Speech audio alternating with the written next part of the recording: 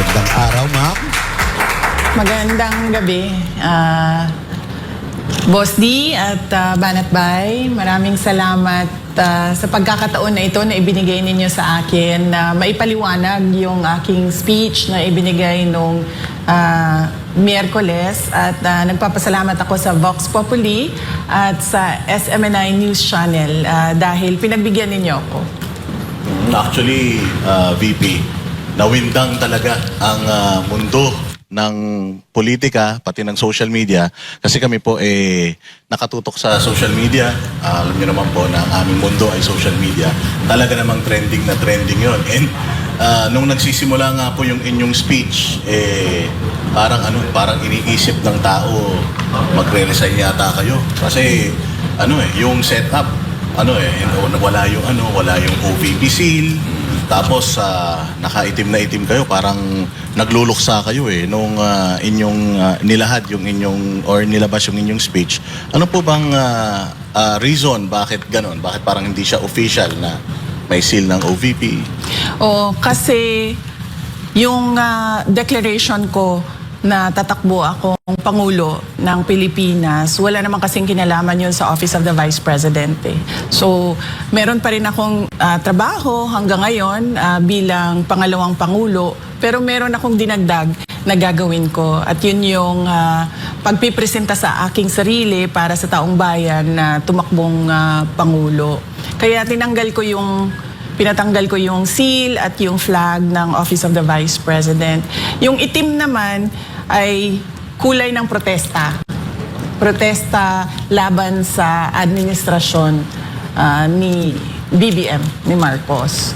So yun yung kulay na napili namin noong 2025, noong tumakbo yung mga senators ng PDP laban. Napili ni Senator Amy Marcos din, itim, dahil yun yung nararamdaman ko nagluluksa dahil bakit umabot na sa ganito yung bayan natin, and nagluluksa dahil napakadilim noong nakikita kong kinabukasan natin sa administrasyon ni BBM.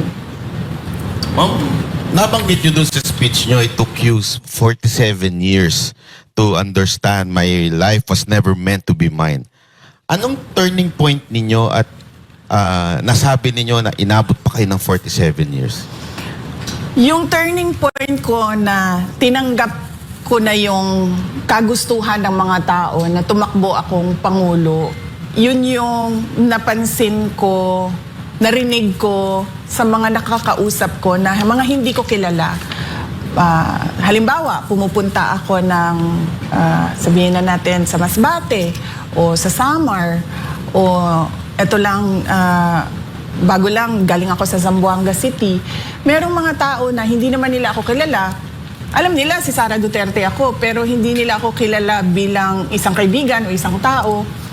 Tapos nagsasabi sila, lumaban ka, lumaban ka.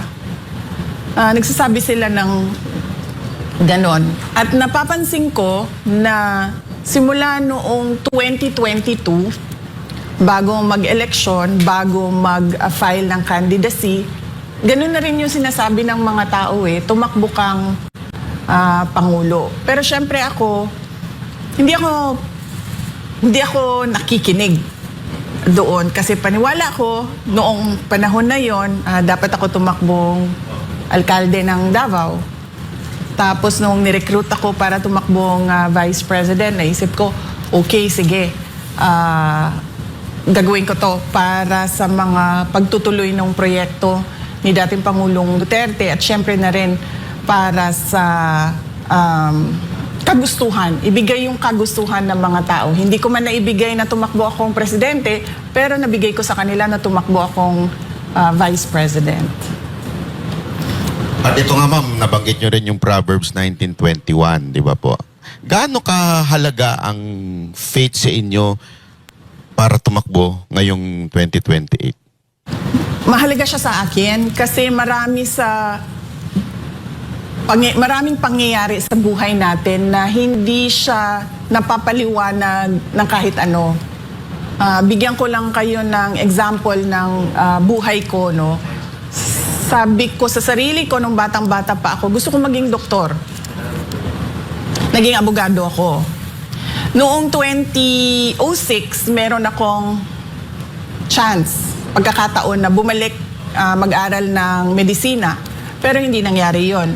Noong 2013, nabigyan ako ulit ng pagkakataon, pumasok ng school, pero hindi siya nangyari. Tapos, sige, tanggap ko na. Naging politiko ako, hindi ako naging doktor. Gusto ko maging 3 consecutive terms na mayor. Para sa akin, napakalaking achievement nun, napakalaking accomplishment nun bilang isang politician. Sunod-sunod, 9 years kang iboboto ng mga tao pabalik sa isang opisina. Tapos, hindi man nasunod yun. Naging 1-term mayor ako. Tapos binigyan ako ng pagkakataon na tumakbo for Congress. Hindi din ako tumakbo kasi ayaw ko din. Pero sabi ng mga tao, tumakbo ka ng member of the House of Representatives. Sabi ko, ayaw ko. Babalik na lang ako sa law office. Magiging abogado na lang ako. Tapos nung 2016, kung maalala ninyo, naghahabulan kami ni Pangulong Duterte kasi sinasabi niya, hindi ako makatakbo kasi yung anak ko ayaw tumakbong mayor ng Davao City. Sabi niya, wala akong ibang pinagkakatiwalaan na tatakbong mayor. So sabi ko noon, ayaw ko. And then nung nakita ko na gusto ng mga tao na tumakbo siyang Pangulo, nagparaya ako. Sabi ko, sige, babalik akong mayor. 2016. Noong 2019, tinatanong naman na ako, tumakbo kang senator. Sabi ko, ayaw ko. Gusto ko mag-mayor kasi gusto ko 3 terms. Tuloy-tuloy yun. Tapos hindi man din siya nangyari. Sa akin, naging vice president ako. Pero wala akong explanation kung bakit nagpaplano ako, meron akong mga gusto, pero hindi siya nangyayari para sa buhay ko. Kaya naghahanap ako sa Bible, naghahanap ako ng explanation sa Diyos kung bakit ganun yung mga nangyayari. Tapos nakita ko yung Proverbs 19 nga, na nakalagay doon, many are the plans in a man's heart, but it is the Lord's purpose that shall prevail. So parang napaka-appropriate niya na Bible verse sa mga nangyari sa buhay ko. And syempre, paniwala ko, yan din ang nangyayari sa buhay ng ibang tao na parang plano sila ng plano pero iba yung nangyayari sa buhay nila. So, you think, VP, noong 2022, people are really clamoring na maging presidente ka ng Pilipinas, number 1 ka, at yung decision mo to run ng vice president, konektado rin dito sa destiny na itong sinasabi mo? Yun na, hindi ko siya ma-explain. Pero baka yun nga yung plano talaga ng Diyos, diba? Kasi at that time naman, ni-recruit lang ako para tumakbong vice president. Tapos ang reason naman ng decision ko tumakbong vice president ay dahil, yun nga, may yung plataforma namin ay continuity and unity. Ibig sabihin, itutuloy yung mga magandang nagawa ng Duterte administration. At ibigay sabi ko nga, hindi ko man maibigay na tumakbong Pangulo, pero tumakbo ako on a national stage as Vice President. So parang pakiramdam ko noon, nabigay ko pa rin sa mga tao yung kagustuhan nila. Hindi ko ma-explain. On the hindsight, baka nga ganun ang ginawa ng Diyos para ihanda ako sa pagtakbo ko bilang Pangulo. So, connected din sa pangalawang tanong. So, sabi mo kasi hindi ka pinanganak para lang habulin ng happiness. So, kung hindi happiness, VP, ano ang mission mo talaga? Yung sinasabi ko, hindi happiness, palagay ko, hindi happiness ko kasi sabi ko nga, gusto kong maging doktor, hindi naman nangyari sa akin.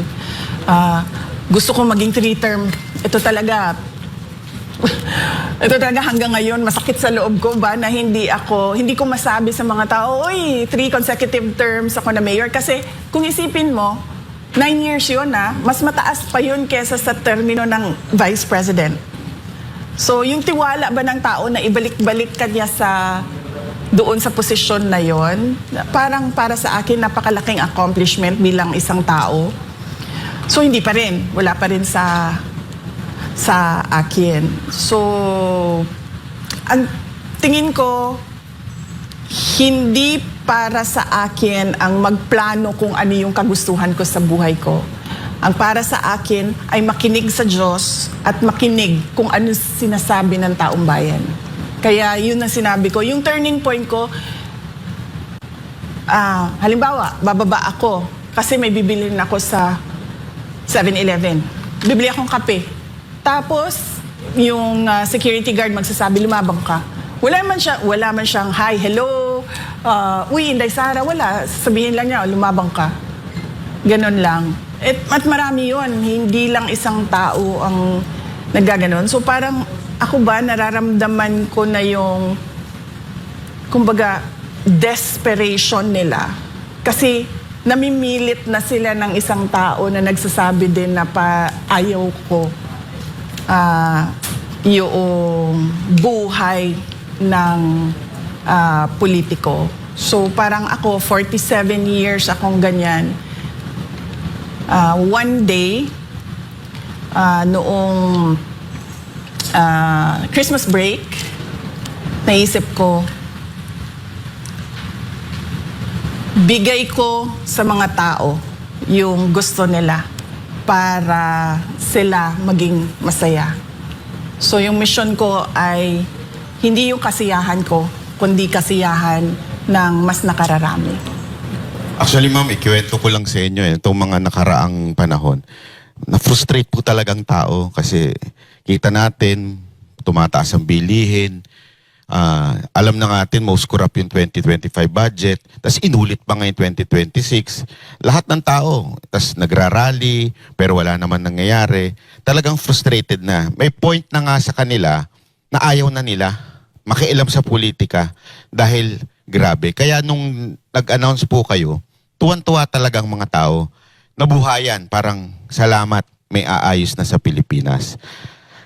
Meron po ba sa part sa buhay ninyo, since pagtungtong ninyo, hindi tinuloy yung supposedly continuity, tapos inaraw-araw pa kayong banatan, meron po bang part sa buhay nyo na parang, ayoko na, suko na ako? Wala. Dito sa pagiging vice president, walang nangyari na ganun sa akin. Kasi ang pinanghahawakan ko, yung bumoto sa akin yung 32 million na mga Pilipino na bumoto sa akin, na kapag sumuko ako, parang sila yung sumuko, parang napahiya sila. So, hindi ko gagawin yon. Kaya ako, noong binabanatan na ako, hanggang ngayon binabanatan pa rin ako, hindi talaga ako susuko. Kaya nga, di ba, yung iba, sabi nila na magre-resign na ito or i-impeach ka. Parang sa akin, hindi ako magre-resign. Kung meron kayong impeachment, edi i-impeach ninyo ako. Pero hindi talaga ako aalis kung saan ako nilagay ng mga tao. Kasi tiwala nila yung binigay nila sa akin. So, in consideration, yung issue ng pamilya, hindi ba kayo nababahala doon na sa deklarasyon nyo na ito, pwedeng mawalan kayo ng time with your family? Yung nakakaalam lang na mag-a-announce ako noong Miyerkules ay yung nag-edit ng Tagalog sa speech. Kasi hindi ako native Tagalog speaker, so medyo hirap ako mag-compose ng sentences sa Tagalog. Inedit niya yung speech ko. Siya, nakakaalam siya. Pangalawa, yung husband ko, si Manases, at yung mga anak namin. Kasi sinabihan ko na sila na tatakbo akong Pangulo. Lalo na yung mga bata, tinanong ko sila, may mga iniisip ba kayo? May worries ba kayo? May concerns ba kayo? May mga tanong ba kayo sa akin? Tapos binigyan ko sila ng mga ilang araw. Tapos binalikan ko sila, sabi ko, may tanong na ba kayo? Tapos pinag-usapan namin.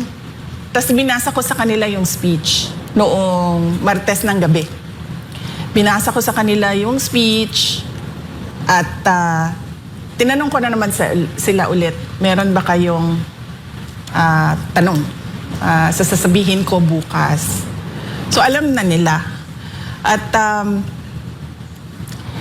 nasanay na rin sila sa nakaraan na 2.5 years na vice president ako na ano talaga, minsan nandyan, minsan wala. Tapos dumagdag pa yung nangyari kay dating Pangulong Rodrigo Duterte. So parang naka-adjust na yung mga anak ko sa trabaho ko. At paniwala ko, hindi na rin, kasi mas mature na sila ngayon, tumanda na yung mga bata simula noong 2022. So paniwala ko, may iintindihan na nila kung ano yung mga kailangan ko gawin para sa bayan. So, ibig sabihin po pala, walang nakakaalam na ibang politiko or any supporter, funder. Talagang sarili niyong desisyon ito dahil sa panawagan ng taong bayan sa inyo? Oo, walang, kahit mga kapatid ko. Yung mama ko, sinabihan ko siya. Kaso hindi niya ata kasi naintindihan, nagagawin ko na ngayon. Yun. Sinabihan ko siya, hindi para magpaalam, kundi para lang ma-inform siya. Pero yung nakakaalam talaga ng detalye, yung mga anak ko, tsaka yung asawa ko, tsaka yung nag-edit ng Tagalog sa speech. Pero may tanong din ng taong bayan kasi nung in-announce nyo to, galing po kayo sa The Hague kay Pangulong Duterte. Meron po bang sinabi sa inyo na nag-convince? Pilano nyo po ba? O wala po? Wala. Ang napag-usapan lang namin na politika doon ni Pangulong Duterte ay politika sa Davao City. Kasi binanggit ko sa kanya, kailangan na natin maghanda, sabi ko, for Davao City for 2028. Umuo naman siya. Sabi ko, gagawin na namin kung ano yung ginawa natin bago mag-2025. So, sisimulan na namin. So, yun yung napag-usapan namin. Pero national politics, wala kaming napag-usapan. In fact, kahapon lang siya sinabihan ng mga abogado niya na yung anak mo nag-declare na tatakbong Pangulo. At nagbigay siya ng note, napaka-ikli na note, at pinadala sa akin nung abogado. Pwede po kaya nating malaman kung hindi ito ay personal, mensahe niya at encouragement niya sa inyo po? Sige, sa susunod, magpaalam muna ako. Magpaalam muna ako kay dating Pangulong Duterte at magpaalam ako sa abogado niya. Pero kahapon siya sinabihan at nagpadala siya ng note. Kaya importanteng or interesado kaming malaman yon, VP, kasi siya din ang nagsabi na ang pagiging presidente hindi fit sa isang babae. Ano po masasabi niyo? Sa tingin ko naman sa lahat ng bagay, hindi lang sa pagiging Pangulo, ay walang gender consideration. Yung iba, meron silang paniniwala na merong mga trabaho na hindi para sa babae, pero para sa akin, ang pagiging Pangulo, walang kasarian, tama ba, no? Sex, wala siyang gender. So, yun siguro yung paniwala ni Pangulong Duterte at sa tingin ko hindi lang siguro siya yung may mga ganyan na paniniwala, pero para sa akin yung gender wala yan. Nasaan yan? Yung kalooban ng tao tsaka kakayahan ng tao. Ako naniniwala din dun kasi yung lalaki nga natin presidente mahinang nila lang eh. Anyway po, may tanong lang po ako. Meron kayong sinabi na lack of loyalty ni Bongbong Marcos. pwede nyo po bang specific ko ano yung mga lack of loyalty at kanino at saan? May dala kong kopya ng speech ko ha. Tapos babasahin ko lang ulit para naiintindihan ng mga nanonood saan doon sa speech yon. So ito yon, no? Sa unang mga buwan pa lang ng aming termino, nakita ko na ang kawalan ng katapatan ni Bongbong Marcos Jr. sa mga pangakong binitawan noong kampanya, pati na sa kanyang mga sinumpaang tungkulin para sa bayan. Kasi napansin ko na wala talaga siyang sinseridad sa trabaho. Noong una, pag-upo namin, nagpapatawag siya ng meeting. Meron kaming mga cabinet meetings. At napapansin ko dun sa cabinet meetings, wala bang structure ba na ano ang problema, pag-uusapan natin at pag-iisipan natin ang solusyon. Tapos mag-uutos ka na nun. O ikaw gawin mo ito, o ikaw gawin mo ito, ikaw gawin mo ito. Sa susunod na linggo, ibigay niyo sa akin yung resulta ng ginawa ninyo base sa pinag-usapan natin. Ganun yun eh. Kaya nga may cabinet eh. Kasi meron ka iba't ibang opinion, iba't ibang experiences, iba't ibang kakayahan na mag-iisip para sa mga kailangan ninyong gawin. Mga ilang buwan siya nagpapatawag ng cabinet meeting. Tapos bigla, sabi niya, ay hindi na tayo magka-cabinet meeting. Sabi niya, papatawag lang namin kayo kung may kailangan kami sa inyo. So doon ako parang, okay, so paano tayo mag-uusap kaming lahat, tayong lahat, mag-uusap-usap kung ano yung dapat na united effort natin sa mga kailangan gawin, sa mga prioridad ng administrasyon, kung hindi tayo mag-uusap. Bigla na lang nawala na ang cabinet meeting. Ito'y kasi simula pa lang po. Oo. Hindi ko na lang maalala ngayon kung mga ilang weeks ha, kasi ang cabinet meeting every week yan eh. So mga weeks, or sabihin na natin siguro 2-3 months into the term, biglang wala na, papatawag lang namin kayo. May sinabi po ba siyang dahilan? Bakit wala ng cabinet meeting? Wala siyang sinabing dahilan. So parang ako, nagulat ako na parang ganon. Tapos, syempre, sa akin, sa Department of Education, hindi po ba dapat yung Pangulo may vision siya? Ano dapat ang mangyari sa basic education mula 2022 hanggang pagkatapos ng termino 2028. At syempre sasabihin mo, kailangan ha na pagkatapos ng 2028 ay yung susunod, meron siyang susundan na plano para hindi napuputol yung mga gagawin. Wala eh. Sinasabi ko sa inyo, lahat ng ginawa sa Department of Education, kami lang yun. Kami ng mga USEC, ASEC, Regional Director, Superintendents, mga teachers, kami lang ang nag-usap, nagplano, at nagbigay ng direksyon para sa Department of Education. Malamang, duda ko, kaya nakikita nyo na parang kalat yung governance ngayon kasi ganun din yung ibang departments. Buti sana kung magaling lahat ng secretaries.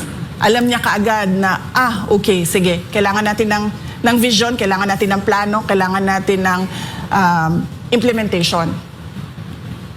Paano pag hindi? 'Di ba? Tapos walang utos.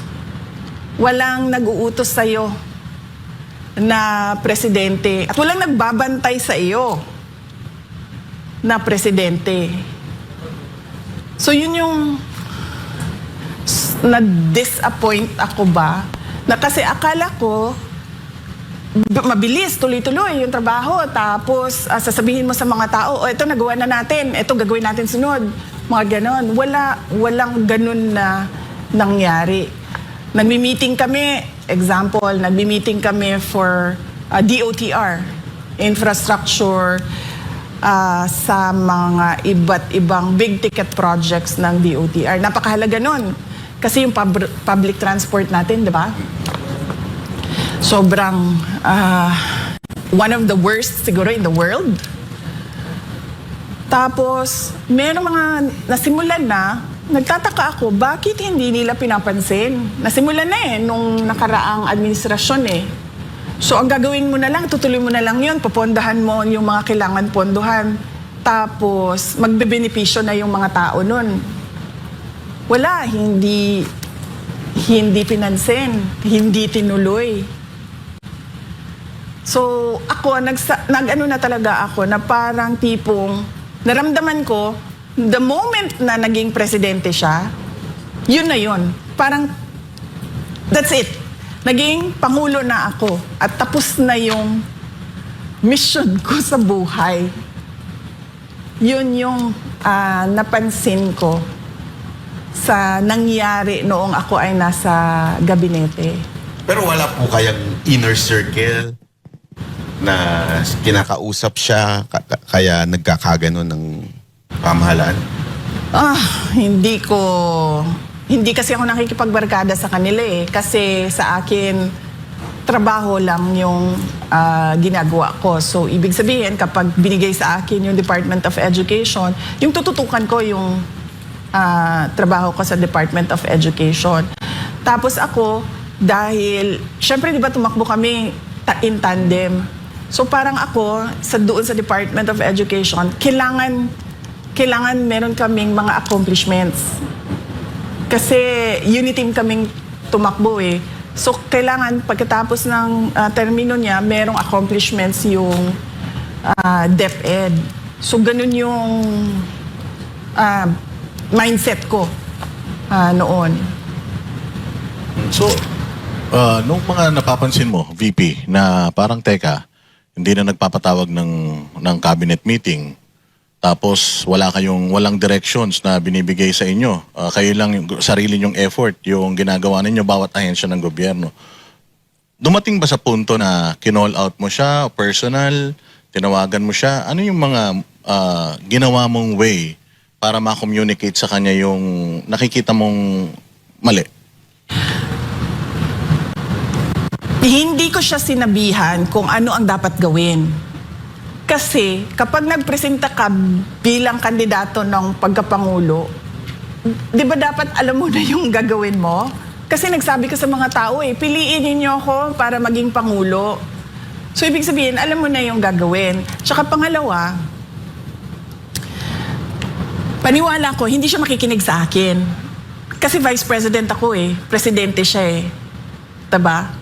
O yan din, sige, puntahan natin sa gender. Babae ako lalaki siya So, paniwala ko that time, hindi ito makikinig. So, ang ginawa ko, tinutukan ko lang talaga yung Department of Education. Masasabi ko na, hindi din siya tapat doon sa kanyang sinumpaang tungkulin. Kasi tulad nito, call out ito. Pero from the point of view ng Department of Education, sinabi namin sa kanya, in a meeting, recorded meeting, nandyan yan sa records nila kung nagtatago sila ng records ng meeting ng cabinet.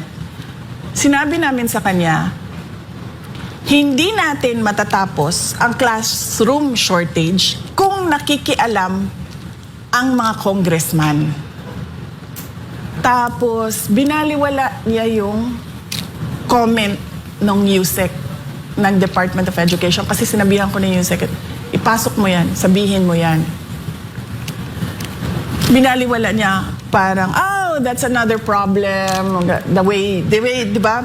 Ganyan siya magsalita, di ba? That's another problem. Sinabihan ka na nga Hindi matatapos tong classroom shortage mo pag pinapakialaman yung budget mo. Tapos, wala man lang siyang sinabi na, uy, patigil nyo yan, sabihan nyo yung mga congressman, huwag pakialaman yung budget. Kasi may kailangan tayong gawin. Meron akong kailangan na ipakita sa mga tao sa classroom shortage ng bansa. Wala. He brushed it off, brushed it aside, and then moved on to whatever he wanted to say at the time.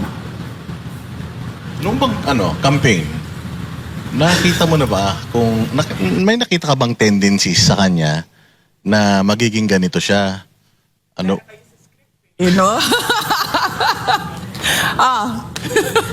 Sige. Sige. Nakwento ko na ito, pero kukwento ko ulit sa inyo. Kasi tinanong ulit eh. Merong isang governor.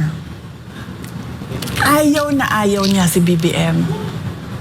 Tapos, dinadala ko yung isang, parang kaibigan niya ba, kadikit niya. Sabi ko doon sa kaibigan niya, tulungan mo naman ako, ikumbinsihin itong governor na ito na mag-uniteam na. Kasi nagrosa yung governor Robredo Sara.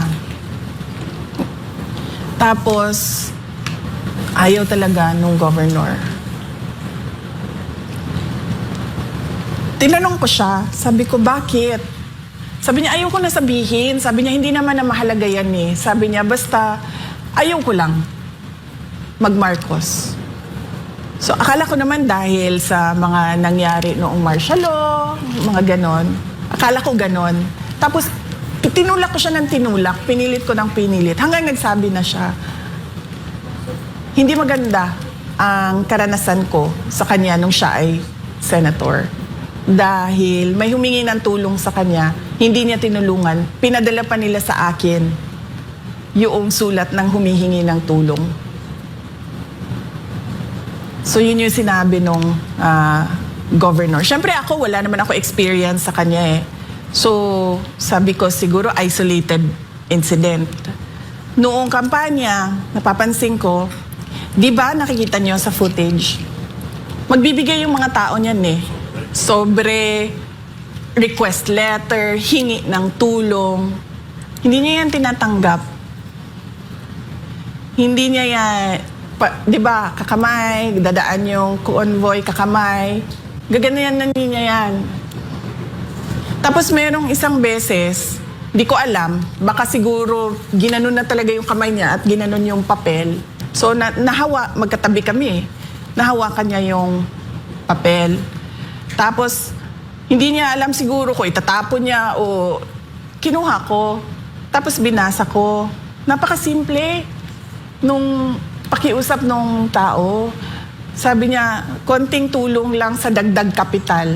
Ako ay isang vendor. Napakaliit na bagay. Hindi niya binasa. Sabi, hindi niya man lang inattempt alamin kung ano yung kailangan ng tao. So sabi ko sa kanya, ako na nito. Sabi ko, huwag mo na isipin to, ako na. Tapos sabi niya, ikaw na ha, ikaw na bahala dyan. Sabi ko, ako na. So yun, meron akong experience na ganyan sa kanya. Ma'am, kung alam mo na early on na may problema, bakit it took you a lot of years pa bago nagsalita, ilabas yung saloobin niyo sa kanya? Naglabas na ako ng saloobin ko nung nag-resign ako. Yun na talaga yung pinaka kumbaga first form of formal protest ko sa Pangulo. Sinabi ko doon, 3 yung dahilan. Unang-una, personal, dahil meron siyang pangako sa akin na hindi niya tinupad. Para niya ako mapa-oo na tatakbo akong vice president, meron akong 2 hiningi. Isa doon, wala talaga. So okay lang yun, sabi ko, di ba? Nung ako nag-resign sa Department of Education. Okay lang yun. Kasi personal ko naman yun eh. Wala namang, hindi na makaka-apekto sa taong bayan yon. So, okay lang yon. Tapos, pangalawa, yung pagbaliwala ba niya sa reklamo namin sa Department of Education na yung budget namin ay kinokontrol ng House of Representatives. Hindi lang control, kinuha talaga at pinaghati-hatian. At syempre, sabi ko nga, nung ako ay nag-explain noon, sabi ko, nakikita sa papel, hindi ninyo nang kailangan ng ebidensya dahil inattach mismo ng House of Representatives ang listahan ng paghati-hati nila ng budget ng Department of Education. Pag-akyat namin sa Senate during the plenary, merong isang senator na nagtanong, sa inyo ba itong listahan? Sabi namin hindi.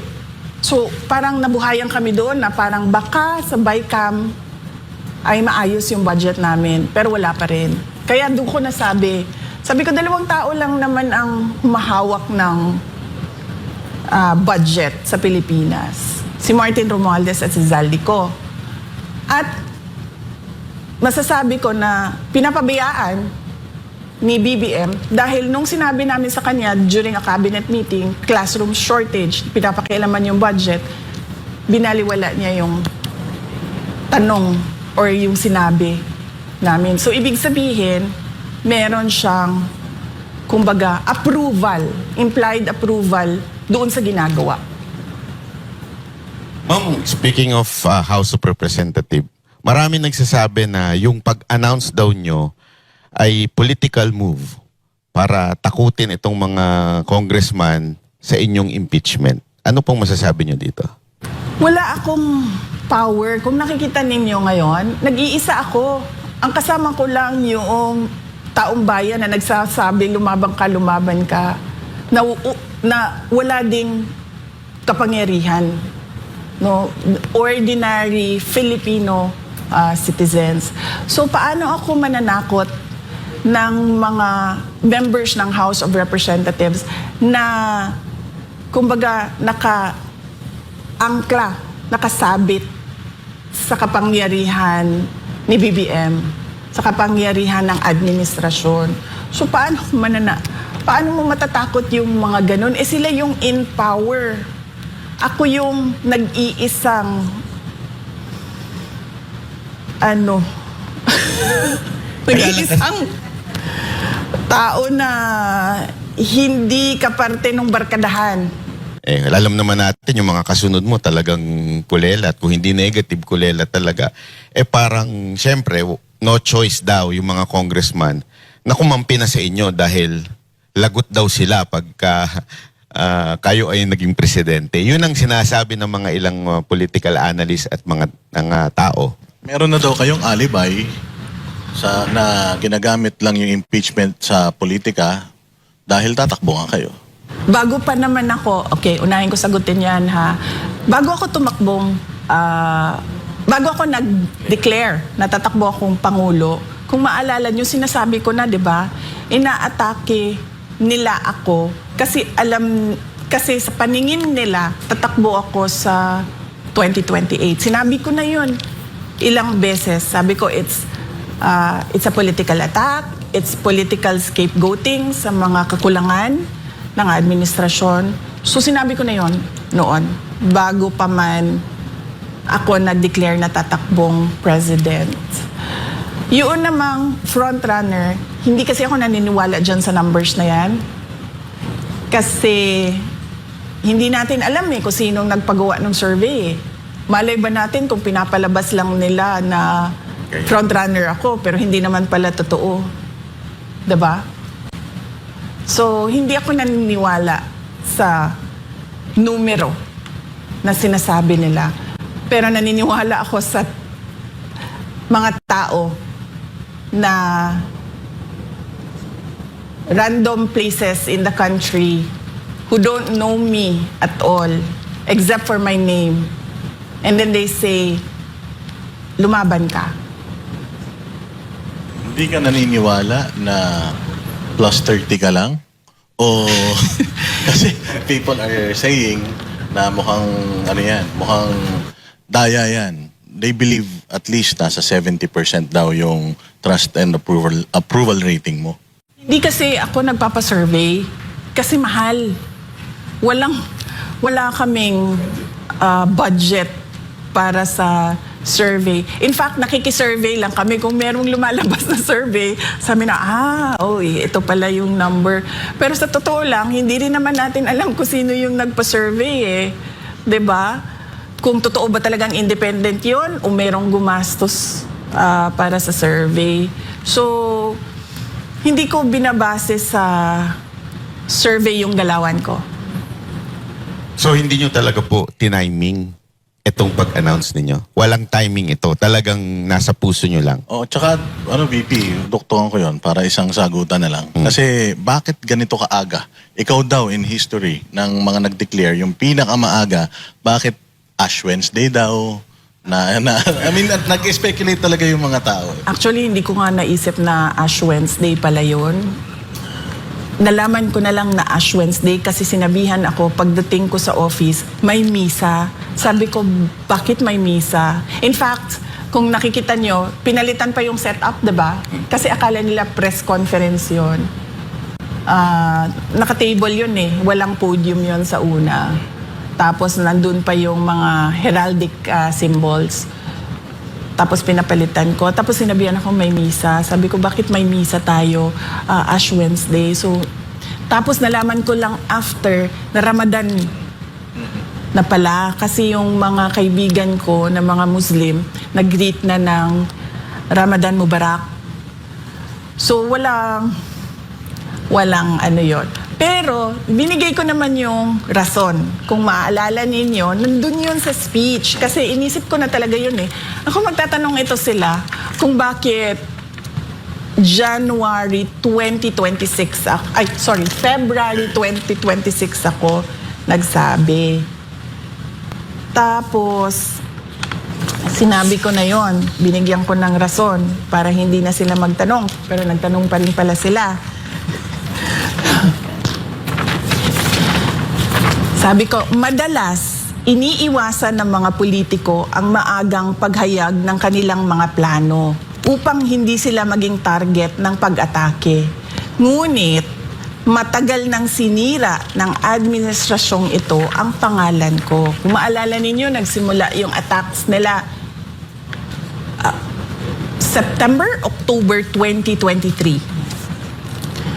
Matagal na akong inaatake gamit ang buong makinarya ng kapangyarihan mula sa mga scripted na investigasyon na ibinalot sa katagang in aid of legislation, sa pagkidnap ng aking ama, hanggang sa mga samot-saring paratang na pilit nilang inuulit-ulit hanggang magmukhang totoo. So ito yung reason. Diba yung mga politiko, hindi sila nagde-declare dahil takot sila, habulin sila ng kalaban nila eh. Diba? Mabinay, sabi nga nila. Oo. Silang mabinay. Oo. Kakasuhan ka. Iimbestigahan ka. Ginawa na nila lahat yun eh. 'Di ba? So ano pa bang i-delay ko sa sasabihin ko na tatakbo akong Pangulo ng Pilipinas? Sinabi ko sa lahat, gagawin ko yon December of 2026. Inagahan ko lang ng ilang buwan. So wala namang kakaiba doon. Nabanggit nyo din po sa inyong speech na humingi kayo ng tawad dahil po sa nailuklok si BBM dahil sa inyo. Dahil po anong specific na sa tingin ninyo talagang hinihingi ninyo aside from sa binanggit ninyo na tawad sa Pilipino? Bakit? Sa tingin nyo po ba talagang kayo ang dahilan ng pagkapanalo ni BBM? Kasi ang pagiging Pangulo, destiny yan eh. Diba? So hindi ko naman masabi na ako yung dahilan ng kanyang pagiging Pangulo. Pero nag-contribute ako sa paghingi ng tulong sa mga tao na iboto si BBM. Kaya, madaming beses na rin, tulad ng sinasabi ng mga tao na lumaban ka, madaming beses na rin ako na real talk sa daan na masasalubong ko yung tao, makakasalubong ko yung tao, or kumakain ako, tapos merong kumakain dyan sa ibang lamesa, tapos magpapapicture sasabihin, alam mo, binoto namin si BBM dahil sa iyo eh. Kasalanan mo talaga lahat to eh. Hindi ko na mabilang ilang beses, lalo na sa mga tiga Mindanao. Doon kasi sa unfiltered ang mga tiga Mindanao sa akin. Sobra silang komportable sa akin kasi galing ako doon eh. Laki ako doon eh. Pumunta lang naman ako dito sa Manila para mag-aral, magtrabaho. Pero doon talaga ako lumaki, doon ako nakatira. So, sobrang unfiltered yung mga tao doon. Ikaw ang hinungdan, Inday Sara, sa mga kagubot karon sa ato ang nasod. Kay imuhaming, di kumbinsi nga iboto si BBM. So, Ano po nararamdaman nyo pagka sinasabi nahihiya ako. Nahihiya ako. Nanliliit ako.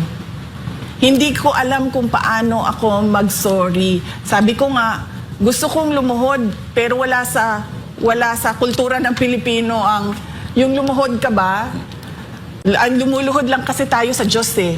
'Di ba? Wala sa kultura natin yung parang you grovel at the feet of another person. So gusto ko gawin yon sa lahat. Hindi ko rin siya magawa. Dahil ang dami nun. Ilang yung bumoto sa kanya? 31 million. Sabihin na lang natin, ano dun, kahit 10 million dun, bumoto dahil sinabi ni Inday Sara na iboto ninyo ito. Hindi ko magawa yun. So yung form of remorse ko, apology ko, is ibigay yung gusto ng mga tao na tumakbo akong pagka-presidente. So, i-confirm ko lang VP. Kasi, ang pagkakaintindi ng mga tao, lalong-lalo na nung mga galit sa'yo sa mga sinabi mo is, ikaw ang reason ba't nanalo si BBM. So, ang sinasabi mo dito is, nag-a-apologize ka for campaigning for BBM. Tama ba? Nag-a-apologize ako kasi inendorso ko siya. Humingi ako ng tulong sa mga tao para siya botohan. Hindi ko sinasabi ako yung rason. Sabi ko nga, destiny ang pagkapangulo eh. Pero nag-contribute ako sa pagbigay ng boto sa kanya. Sigurado ako doon. Kasi ako yung mga kaibigan ko sa Davao. Every time na umuwi ako, sinabi mo kasi na iboto eh. Nagtandem kasi kayo eh. Eh lalo na yung mga kaibigan ko sa Davao na wala pa ako sa politika. Bago pa man maging pangulo ang tatay ko, kaibigan ko na sila. So yun talaga yung, kung meron pang mas real sa real talk, yun talaga yung para ka nang ginulpi sa katotohanan na sinasabi nila. Isa ho ba itong dahilan kung bakit kayo tatakbo? Is gusto nyong ituwid yung pagkakamali na yun na ikinampanyan si Marcos? Yes. Gusto kong ayusin ang mga pagkakamali na ginawa sa bayan natin. VP, matatawa lang ako. Kasi gusto ko lang itanong kasi nung hindi ka tumakbo nung 2022 bilang presidente. So kung meron kang time machine at babalik ka, tatakbo ka bang presidente o magme-mayor ka na lang dahil sa mga nangyayari ngayon? Kung meron akong time machine, pabalik ako, tatakbo akong mayor. Susundin ko yung gusto ko na 3-term mayor ng isang syudad. At anong reason? Yun dahil lang dyan sa iyong pangarap na matapos mo yung 3-term? Or dahil sa mga nangyayari ngayon? Dahil kung hindi ako tumakbo, yung mga hiningan ko ng tulong, hindi boboto yun kay BBM. So baka pa natalo siya. So hindi ganito yung inabot ng ating bayan. At baka nga talaga natalo siya. Kasi nung pag-recruit sa akin, at hindi ko naman ito first time na sinabi ha. Sinabi ko na ito eh. Nirecruit ako ni Senator Amy Marcos, tumakbong Vice President. Tinanong ko siya, bakit ako? Sabi niya, kailangan namin ng Mindanao kasi kung wala ang Mindanao, matatalo kami ni Lenny. Sabi ko, Mindanao lang pala ipinag-uusapan natin dito eh. Ang dami namin tiga Mindanao. Nandyan si Bato, nandyan si Bongo, nandyan si Manny Pacquiao at the time. Sabi ko, ang dami. Sabi niya, hindi, ikaw yung kailangan namin. So, alam nila na hiningi nila yung tulong, kumbaga, para madagdagan yung boto. Pero VP, in terms of yung problema na meron tayo ngayon dito sa Pilipinas, do you think kaya mong ayusin yung lala ng problema na ginawa ng administration na to sa Pilipinas? Kaya ba natin makarecover talaga? In 6 years, hindi eh. To turn around a country, you need at least 30 years. So, dapat merong long-term na continuity. Yan. Long-term na plano, long-term na continuity na paniniguraduhin mo na yung susunod, hindi niya pababayaan, babaliktarin, o ibabasura yung nagawa nung nauna. Kasi yun yung sikreto ng pag-unlad eh. Kasi kulang ang 6 years para ayusin ang isang bansa. Minimum of 30 years. Siguro kung parang walang tulugan, wala ng 25 years. Wala nang pahinga, 25 years kakayanin. We'll shave off 5 years. Pero kasi ang termino ng isang Pangulo, let us be realistic, 6 years lang yon. So dapat ang papaniguraduhin mo dyan ay yung magagawa mo for 6 years at yung iiwan mo na plano para sa mga susunod. Maganda siguro kung naging tuloy-tuloy si Marcos noon, konti na lang ang bubunuin nyo. Pero dahil nga... Tinuloy niya yung tinuloy niya yung kay Pangulong Duterte, 6 years yun, 6 years kay BBM. Konti na lang sana yung mga iba pang taon. Kaya lang lalong gumulo nung panahon ni Marcos. So mas lalo po bang lumalim ito, naging problema natin dito kay Marcos? Oo, makikita nyo naman sa numbers eh. Ikunin nyo lahat ng economic indicators. Wala. Bagsak na talaga yung Pilipinas. Investor confidence, wala. Nagsisinungaling lang yan sila na meron. Pero walang interesado sa Pilipinas ngayon. Nabanggit niyo po na natatakot kayo for the next generation. Anong specific na kinakatakutan niyo nung binanggit niyo yun? Natatakot ako, nabanggit ko yon sa speech. Sabi ko dito na ako'y kahadlok nga moabot ang adlaw nga dawato na lang nato ang kapobrehon isip kapalaran nga maanad data sa sayop nga mawad-an na lang ta og paglaom. Natatakot ako na tanggapin na lang nila ba na yung mga kabataan, tanggapin na lang nila pinanganak akong mahirap, mabubuhay akong naghihirap, mamamatay akong isang mahirap. Hindi ko gusto yun para sa ating mga anak. Tapos natatakot ako na tatanggapin na lang nila kahit mali, okay lang. Tulad ng nangyayari ngayon, ang laki nung ninakaw sa budget natin. Hindi pa yun nare-review ang 2022, 2024, tsaka 2023 budget ha. 2025 pa lang pinag-usapan natin. Tapos para bang wala lang siya sa mga tao. Bilyon-bilyon ang pinag-uusapan na hinatid kung saang bahay, nakalagay sa mga maleta. Pero parang tanggap lang ng mga tao, ganun talaga eh. Tapos natatakot ako na mawalan na ba sila ng hope yung mga tao. Tapos magkanya-kanya na tayo, there'll be lawlessness, indifference. Natatakot ako na ganun yung future generation of Filipinos. Ayoko na lang magbanggit ikumpara sa ibang bansa. Pero merong mga bansa, kung makikita ninyo, na Wala talaga.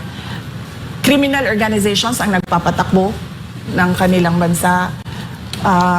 Sobrang lakas ng krimen na ang mga trabaho ng mga tao ay bilang isang kriminal. Mga matitinong tao umaalis na lang sa kanilang bansa. Ganon. Ayoko makita na ganon yung mangyari sa Pilipinas. Isang political question po ito, madalas itanong ito. Meron na po ba kayong napupuso ang Vice President?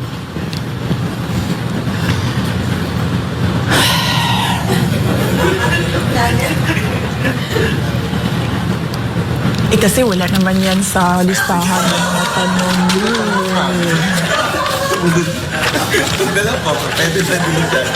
Wait, sandali Oo, andito ba yan? Ito, sasabihin ko na lang kasi tinanong niyo na ayaw ko rin naman na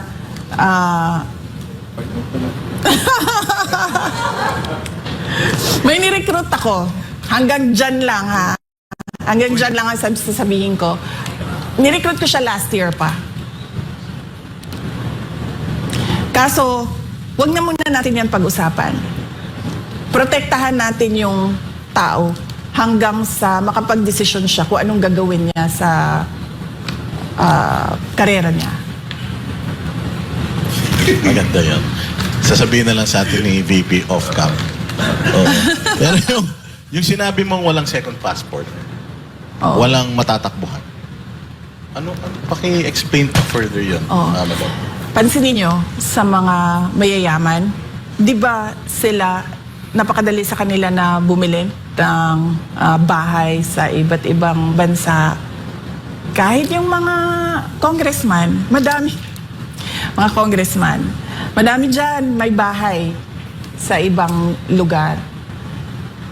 Tapos, yung mga kamag-anak nila, o yung mga immediate families nila, may second nationality, dual citizens.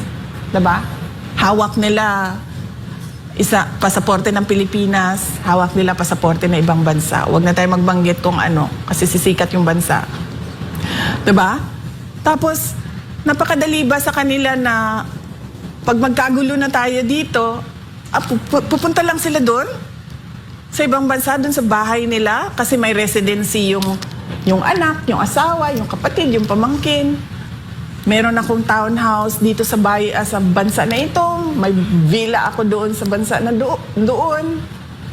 Napakadali para sa mga politiko, mga may kapangyarihan, mga mayayaman, na ganun yung gawin nila.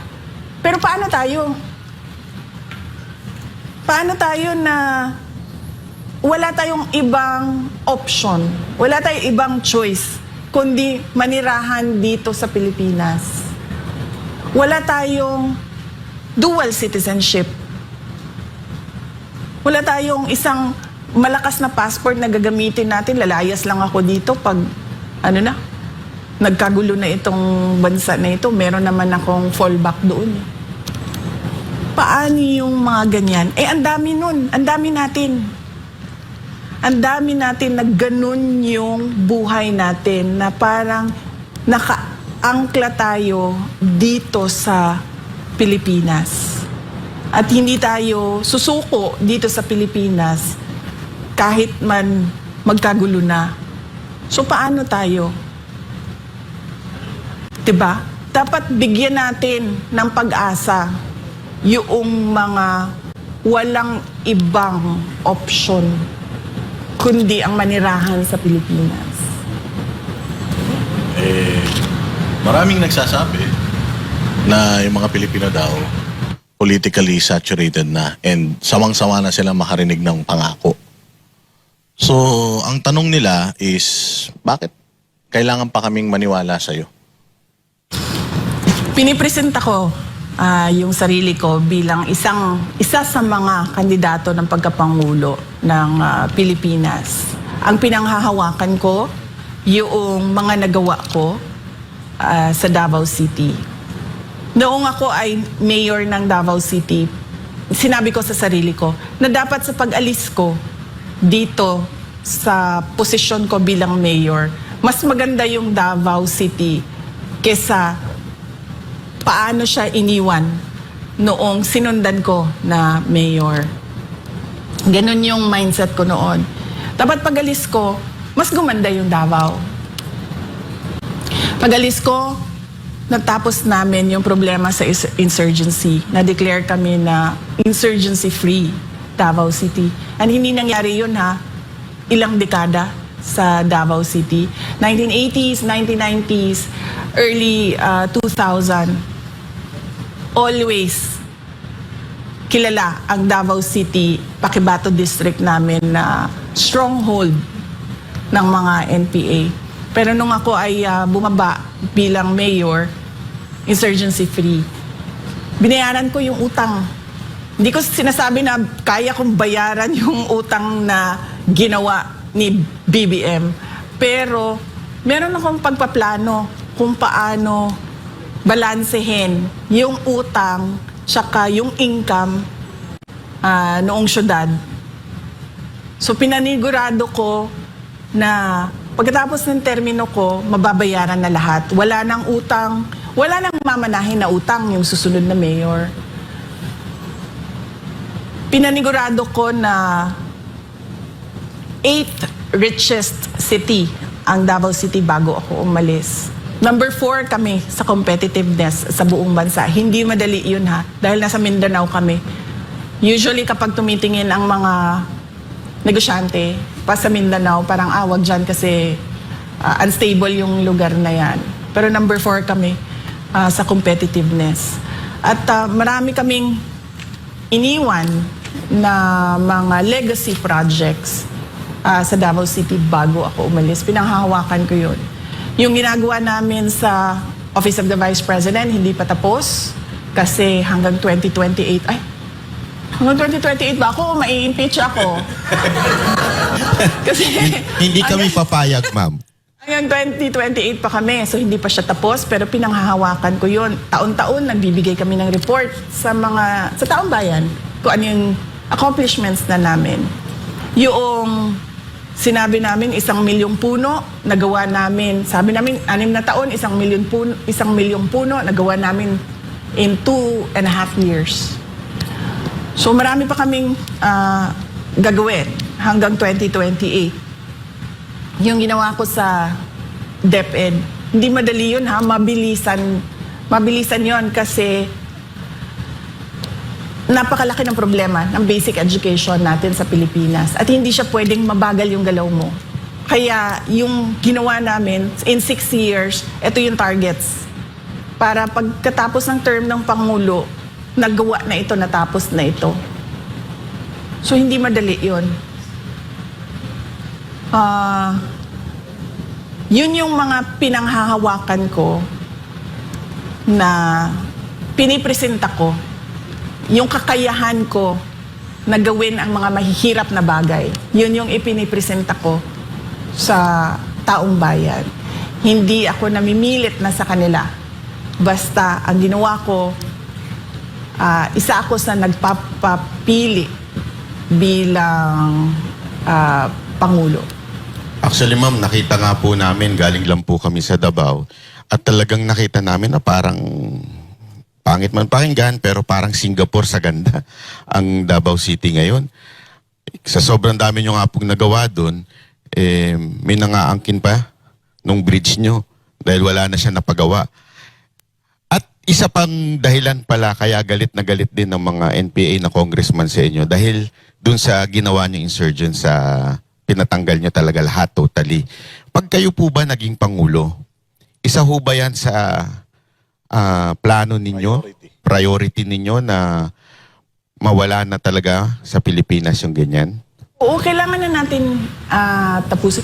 In fact, malapit na yun matapos noong bumaba si dating Pangulong Duterte. Ang kailangan na lang gawin nung sumunod ay ituloy niya yung mga plano kontra insurgency.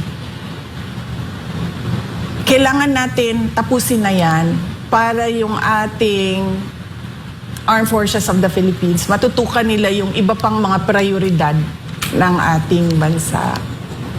Pero ngayon, kung napansin nyo, ay, nagsisimula ng lumakas yung, ano man tawag yan, rebel groups sa iba't ibang lugar ng Pilipinas. So siguro naman, VP, alam mo naman yung mga, kung sino yung mga posibleng makakaharap mo sa 2028. Yung mga nagawa mo sa Davao City, do you think yun yung edge mo para manalo sa 2028? Ang edge ko is yung kakayahan ko na gumawa ng mga mahirap na bagay. Yun yung core ko talaga. Core competency ko. Kasi unang-una, hindi mo ako madaling matakot eh. Tatay ko nga, si President Duterte, pero hindi ako natatakot sa kanya eh. Hindi mo ako madaling mapasunod. Hindi mo ako madalas sa tulad yan, magsasama kayong lahat dyan, tapos ako mag-isa dito. Hindi mo ako matatakot sa ganun eh. So yun talaga yung kapasidad ko, yung competency ko. Kaya ko gumawa ng mga mahirap na bagay. Tatayuan ko yung mga mahirap na bagay.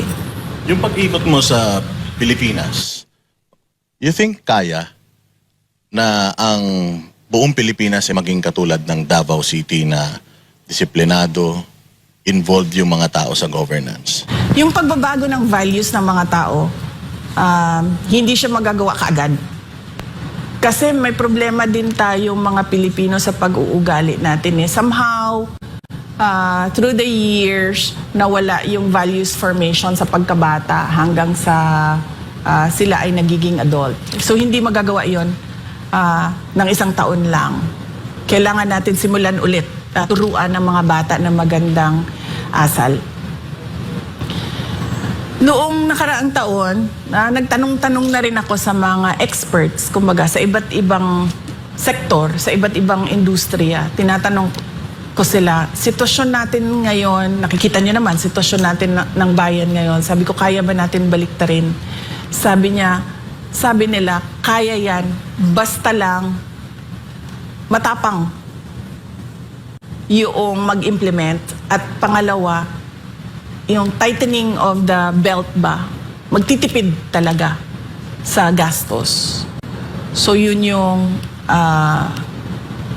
naibigay na kumbaga quick assessment sa akin. So kaya. Ngayon, issue yung korupsyon. Alam naman natin yan, kaliwat kanan ng korupsyon. Ano ang magiging solusyon ninyo kung sakaling kayo maging Pangulo sa issue ng korupsyon? Unang-una, ano talaga yan eh, yung kamay na bakal sa mga nasa ilalim, hindi mo palalampasin. Kumbaga, pag merong ginawa, alis kagad, palitan kagad. Hindi na yung pag-uusapan pa, itatago pa, hindi ganun. Diretso, one shot lang. Ikaw may ginawa na pangungurakot, malis ka na dyan. Ganon. Hindi siya dapat patawarin, hindi siya dapat pinapabayaan, at hindi siya dapat na hindi pinapansin. Na kumbaga parang wala lang. Dapat, pag merong nangyari, alis, palitan nyo yan. Punta na tayo dun sa mga reactions ng mga nasa social media. O lalong-lalo na noong mga ayaw kay VP at nabulabog doon sa inyong pagde-declare. Sabi nila kulang daw yung paghingi mo ng apology. Dapat daw mag-apologize ka doon sa mga remarks mo against the president and yung iba pang mga sinasabi nila na nagawa mo. Bakit ako mag-apologize sa remarks ko sa Pangulo? Hindi nga sila nag-apologize sa ginawa nila sa akin. Documented ang mga threats sa akin. Hindi namin yan nilalabas kasi nga meron pang impeachment na mangyayari at yun ay subject nila sa impeachment nila. Ang masasabi ko lang dyan, hindi nga krimen, nagiging impeachable offense.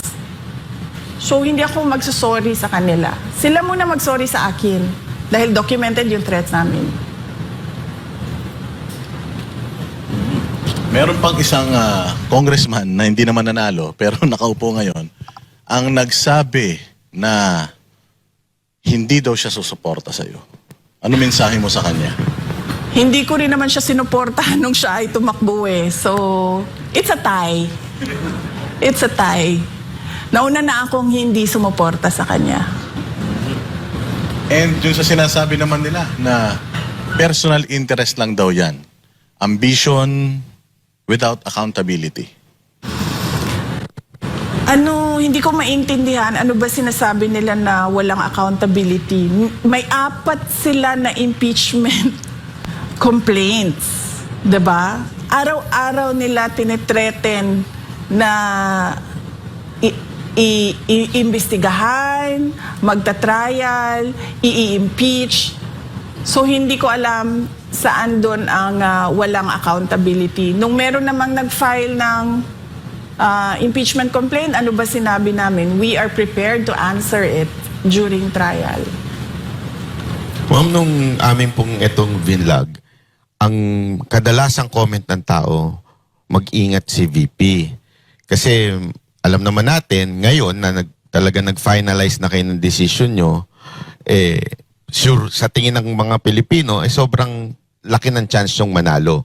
So, dalawa lang yan. It's either i-impeach kayo para hindi na kayo makatakbo or may gawing masama sa inyo. Hindi po ba kayo natatakot na sa pagsalita nyong ito ay malalagay sa alanganin ng inyong buhay?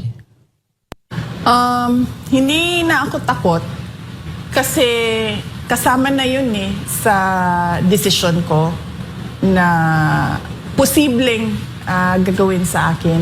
In fact, sinabi na nga sa akin noon na meron naman talagang plano na mga ganon. So, hindi na ako takot kasi ano na yun kumbaga kalakip na yun sa desisyon na ginawa ko. Hindi siya pwedeng mahiwalay doon sa desisyon ko So, hindi pwedeng nag-decide ako tatakbong president pero matatakot akong patayin ako. Hindi na. So, kinalimutan ko na yun. Wala na yan. Yung pagka panalo naman, Diyos na ang sasagot nun. Kasi nga sabi ng Diyos, diba?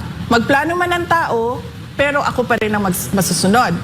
So, nagplano ako. Natatakbo akong Pangulo.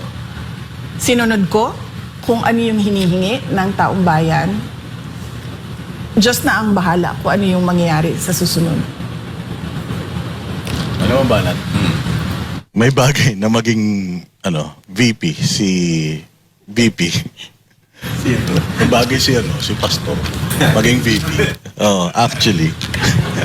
Pero, VP, hinga namin kayo ng mensahe para sa mga kababayan natin na nawawalan na ng pag-asa, saturated na, napapagod na political, tsaka pagod na rin sa mga nararanasang paghihirap dito sa ating bayang Pilipinas. Sa mga kababayan natin na dumadaan sa hirap, kung ano man yon, sa personal man, sa trabaho man, o yung hirap ninyo sa politika o sa mga dinadaanan ng bayan natin, magtiwala kayo sa Diyos. Lagi kayong magdasal na bigyan kayo ng lakas at ng kaalaman, strength and wisdom, at bigyan kayo ng grace na tanggapin kung ano yung nangyayari sa buhay ninyo. At pag merong nangyari na hindi maganda sa buhay ninyo, isipin nyo na lang na mas matindi yung nangyari. Mas matindi yung nangyari sa buhay ko. So, hindi yan ang katapusan ninyo. Kasi merong isang tao na mas matindi pa ang dinaanan. Pero, hindi mag-give up. Last question. Alam naman po natin, bansa natin ngayon is polarized na masyado. At isang ang hesitant ng iba na parang baka pag nanalo kayo, maggagantihan lang. Kayo po ba isang magiging presidente na mag-unify sa ating bansa? So, magiging vengeful. Oo. Wala kasi sa ugali ko yung pagiging vindictive at ano bang tawag dyan? Yung gumaganti. Kung makikita nyo sa governance ko, noong ako ay mayor ng Davao City, tumanggap din, nung kampanya, tumanggap din ako ng sobrang katakot-takot na banat mula sa naging katunggali ko at the time bilang mayor candidate. Pero nung ako ay umupo, tapos na yun lahat ng nangyari nila, ng banat nila sa kampanya, lahat ng sinabi nila, wala na yon. Tapos kung maalala nyo, nung ako ay mayor, hindi ako gusto ng mga tao na nakapalibot kay dating Pangulong Rodrigo Duterte. Hindi naman natin tinatago iyan. 'Di ba? Nahirapan nga ako magpa-approve ng city administrator ko noon kasi kinokontra talaga nila ako. Pero hindi ko naman sila binalikan. Ang dami nilang pahirap na ginawa sa akin. Pero pinabayaan ko lang na para bang sige, yan yung gusto nyong gawin, gawin nyo lang. So, wala sa history ko sa history ng trabaho ko ang gumaganti. Kung nakita nyo sa Office of the Vice President, pag upo ko dyan, karamihan dyan ay mga appointees ni Vice President Leni Robredo. Pero hindi ko sila pinaalis. Hindi ko sila sinabihan na papalitan namin kayo ng mga tao namin na pwede naman namin gawin dahil yung mga hindi permanent positions ay wala naman security of tenure yon.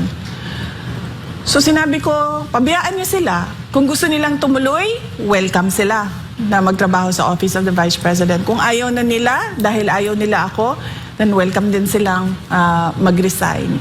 So wala kaming pinaalis dyan.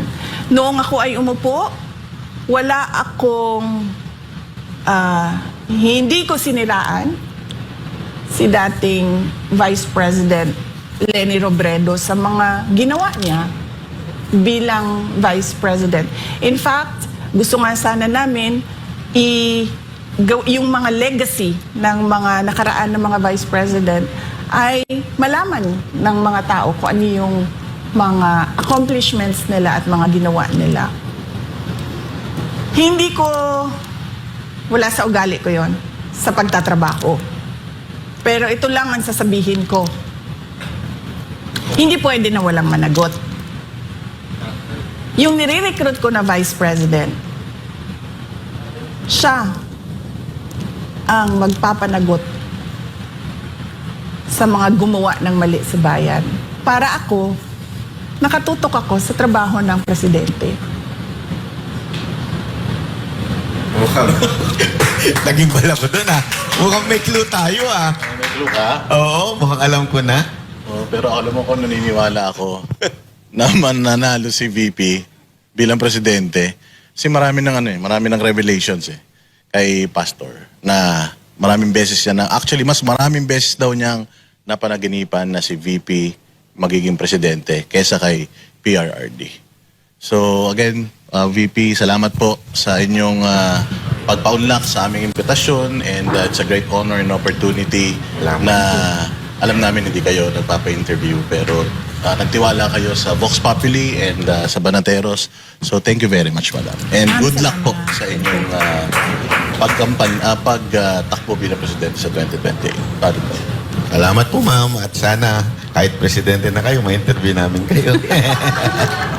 Salamat po. At ito yung huli natin. Kasi kung meron kayong ibang content labas sa declaration speech ko, ay mag-schedule tayo ng iba pang ano. Yo, salamat po. Yan ang pangakong matutupad. Ayan. Pag hindi natupad yan. Maraming salamat po. At ayun na nga po, mga kababayan. At ngayong araw na to, pag-uusapan pa natin yung behind the scene. Ikikwento namin sa inyo kasi ang tagal namin nag-usap. Mga 1-2 oras kami nag-usap. At ikikwento natin at bibigyan namin kayo ng